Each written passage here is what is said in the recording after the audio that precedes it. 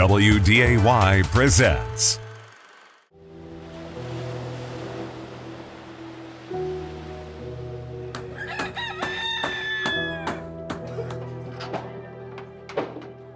Puerto Rico taking a direct hit from Hurricane Maria, the first Category 4 hurricane to strike the island since 1932.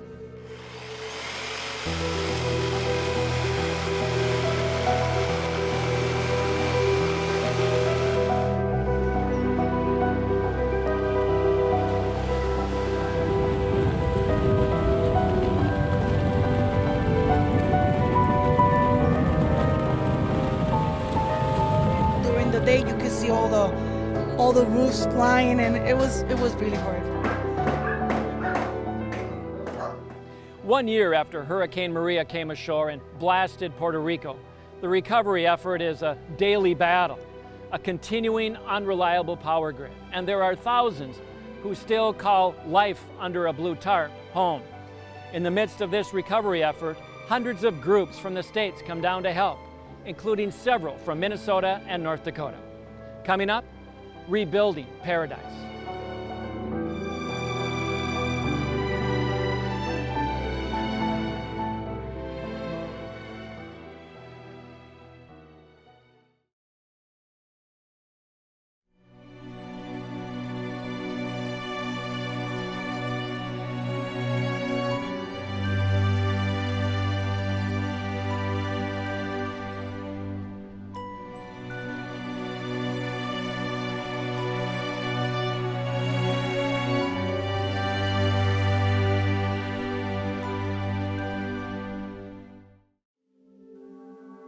At times, the beauty of Puerto Rico's lush jungles and its inviting sea masks the hurting still felt 1 year later on the island. Hurricane Maria was brutal and impacted everyone here. She doesn't want to get back here because it is very sad for her. Here was her life. This was her life. This was her life, yeah. 71-year-old Luz Soto Martinez walks around what was her home. When Hurricane Maria came ashore, her home in Dorado, Puerto Rico became a statistic. So did she. Luz was homeless. And the roof was off because of the hurricane, and all the water, because of the rain, went in and damaged everything. So the roof came off and the water came in? Yes.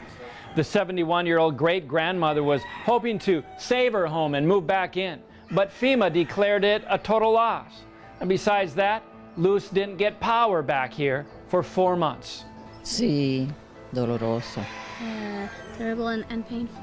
After living with relatives this past year, Luz was offered a piece of land just yards from her hurricane-ravaged home. It was her brother's old, run-down, abandoned house. It was a place that needed to be gutted, and so this team of volunteers from Fargo-Moorhead and Park Rapids moved in to do a complete home makeover. These are wrong, I guess. The new style window is shorter than the older windows.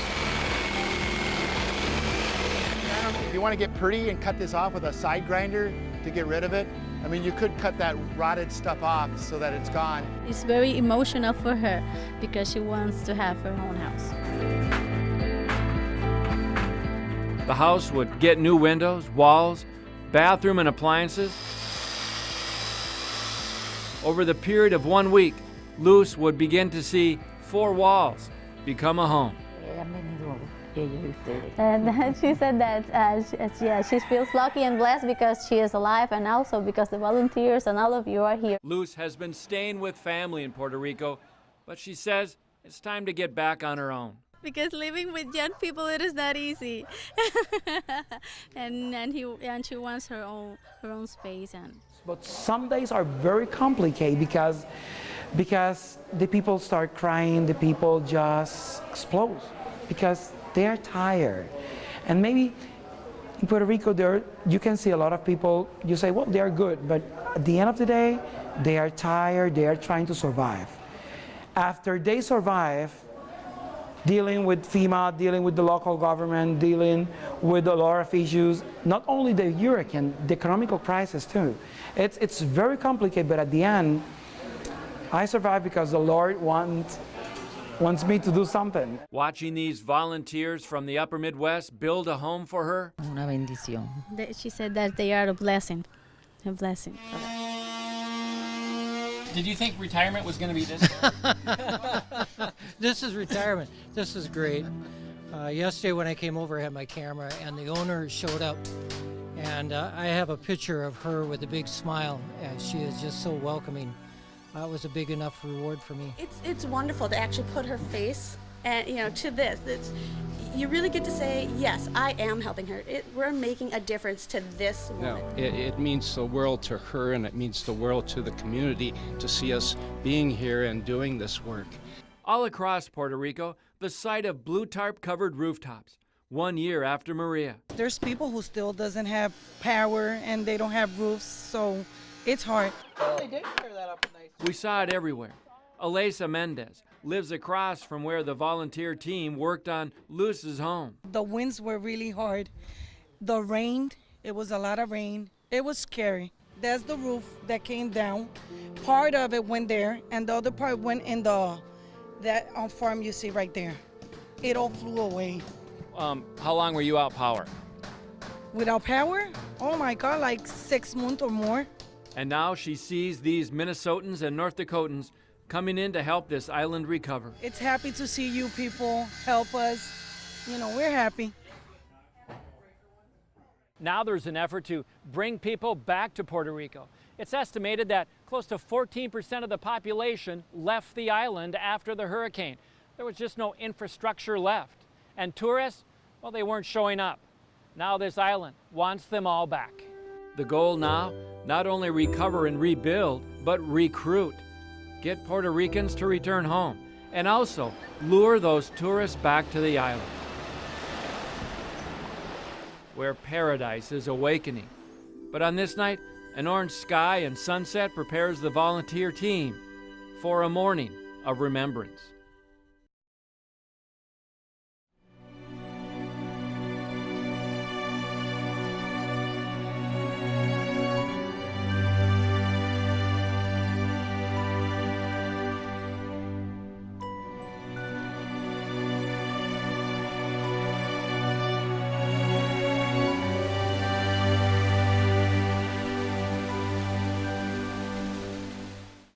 Cántale a Dios de todas maneras, porque hoy Él viene aquí.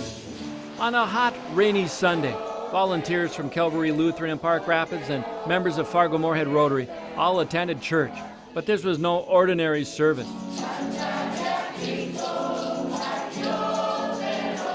The Lutheran Church here in Puerto Rico joined others across the island in remembering those lost to Hurricane Maria. We want to pray for all those peoples, the 1 year and a month after the hurricane.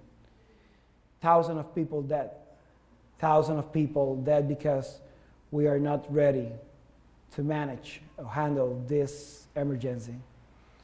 People that don't have power, electricity, and dead because they need it to survive. There were candles, and people brought flowers, a way to remember the 3,000 who died from the hurricane. It was a moving ceremony.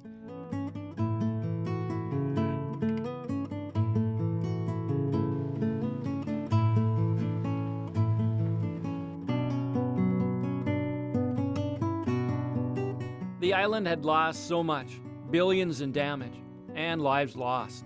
Thousands of people that they are crying their families. We want to pray for them.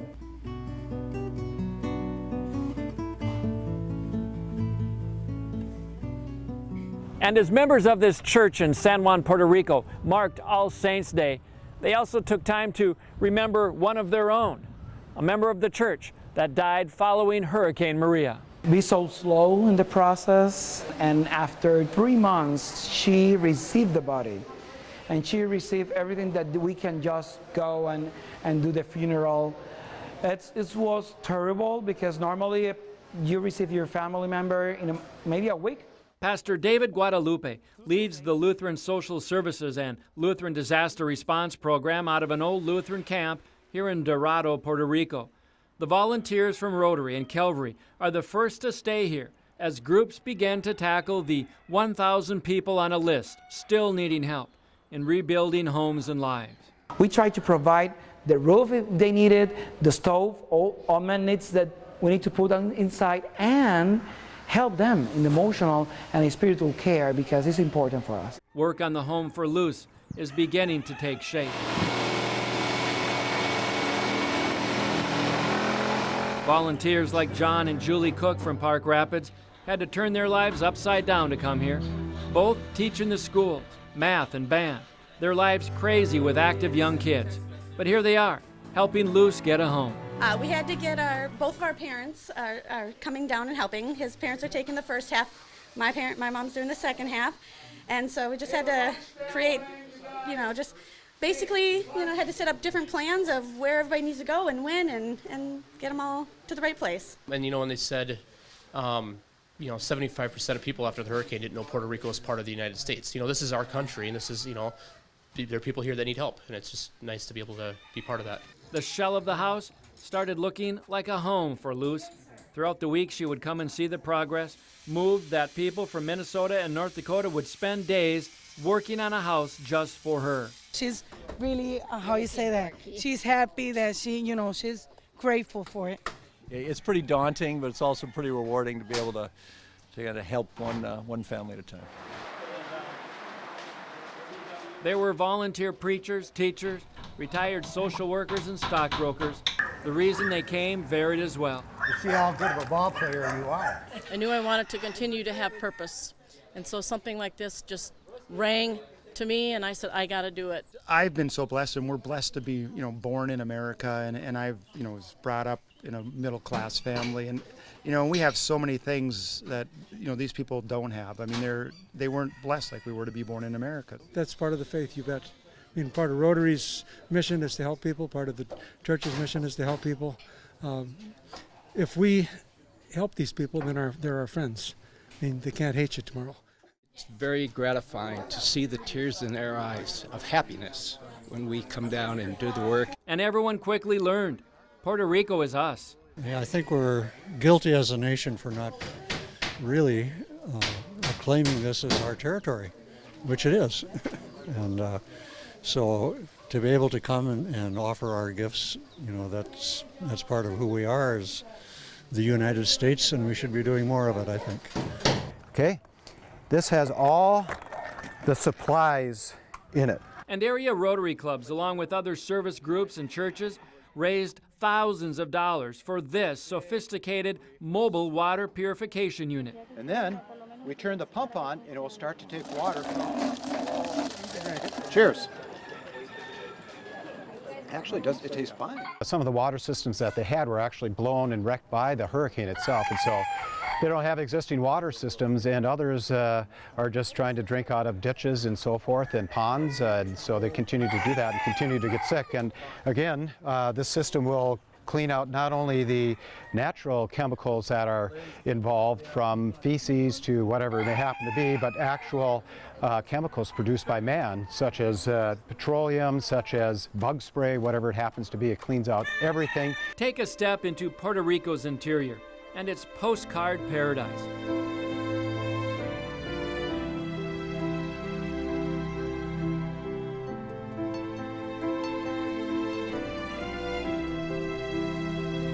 Waterfalls and curvy mountain roads that are carved through amazing parts of the island.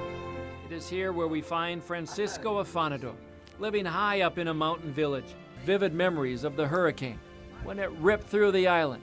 It became a game of survival for him and so many others here. Tell me about the road. Was it covered in trees? Yes, it was.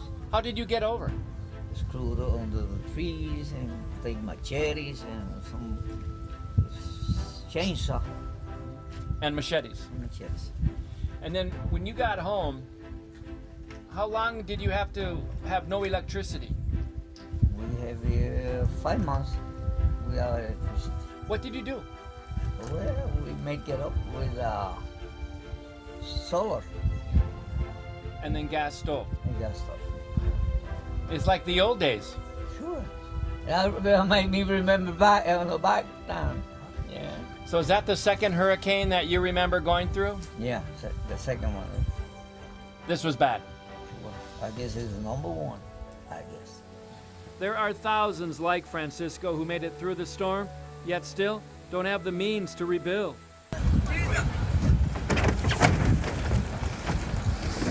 That is why the Fargo-Moorhead and Park Rapids volunteers joined LSS in delivering appliances to those still in recovery. Yeah, she's saying that she was 4 months without water or without the service of electricity after the storm. Carmen Amezquita has her extended family living with her. The roof of the second floor, it was ripped out. Today she finally got a freezer and refrigerator. Estoy bien agradecida y gracias porque me hacían falta. That she's really grateful for it, and she's saying that, yeah, it was really needed. And the volunteers also delivered a stove to Antonio Rosario. She's 69, and when we visited with her, she was without power again, 1 year after the hurricane. It's her new normal. So basically, it was partially affected the roof, but the whole house was filtering with water, so everything was getting soaked. After the hurricane, Antonio was out of power for 2 months, and since then it's been hit and miss. In fact, today when we visited her, she was out of power. Yeah, she's saying that the power it went back after 2 months, but right now she's without the service because apparently something fell in the cables and everything. No power right now. No power. Back at the house, things are wrapping up. The team heads back to Minnesota and North Dakota in the morning. This is your first trip. It is. What did you think going into it? A little nervous because I didn't know what to expect and how we were all going to work together, and I think we're doing a great job. It looks like a home. She bounces from home to home, and she is just very sad about what happened, but I see happy tears coming down that we have so many team members working here to make her life back to normal and to give her a place that's safe to live, that's dry, and a place where she can relax and enjoy life.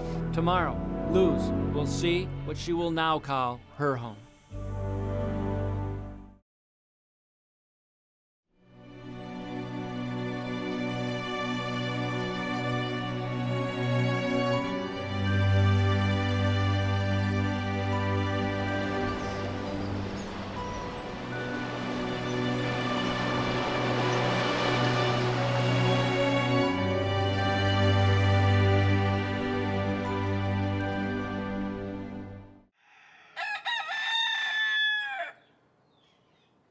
With the morning sun comes the promise of another stifling, hot, humid day on the island of Puerto Rico. But as work begins on rebuilding paradise, there is anticipation today. Luz, come here. Come up here. We have some wild rice soup from Minnesota. So we come together with your Puerto Rican food and our Minnesota food to share a meal. As a treat to Luz, the Minnesota and North Dakota volunteers made wild rice soup with real Minnesota harvested wild rice. But Luz turned the tables. As a way of saying thanks, she brought them all an authentic homemade Puerto Rican meal. I wanted to say thank you to the group for the work they've been doing at her house, so she wanted to cook for them. And then the moment so many had worked all week long for. As your hands, O Lord, bless this house becoming a home, this place on the map be a gathering of family, this place of bricks and boards, a place of comfort and warmth. Move this from a street number to a neighborhood of friends. And connect us, O Lord, with your blessing, Minnesota to Puerto Rico. From volunteers to becoming brothers and sisters in Christ. Luz watched. She's crying because she's very surprised for what you're doing. And she was given a special gift that just says Midwest Hospitality, a quilt for her new home.